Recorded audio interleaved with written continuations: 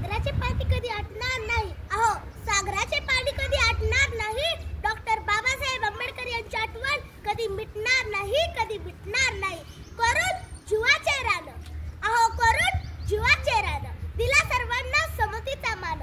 असे भीमरावांची शान, लिहिले भारताचे संविधान, लिहिले भारताचे संविधान.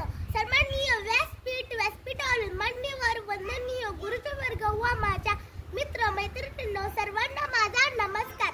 भारतरत्न डॉक्टर बाबासाहेब आंबेडकरांना वंदन करून मी माझ्या भाषणास सुरुवात करते. डॉक्टर बाबासाहेब आंबेडकर हे भारताच्या इतिहासातील एक महान व्यक्तिमत्व होते.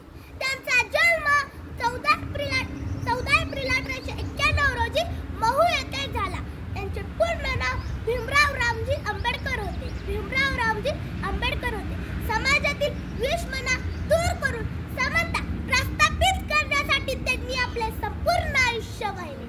अनेक वर्ष चातुर्य व्यवस्थेच्या नावाखाली अन्याय सहन करणारे समाज बांधव, ज्यांना खायला भाकरी, प्यायला पाणी, चालायला रस्ता सुद्धा मिळणे कठीण होते, अशा दिलदलितांच्या व्यथा जाणून त्यांचे अश्रू पुसण्याचे व त्यांना पुन्हा एकदा जगायचा अधिकार मिळवून देण्याचे कार्य डॉक्टर बाबासाहेब आंबेडकर यांनी केले.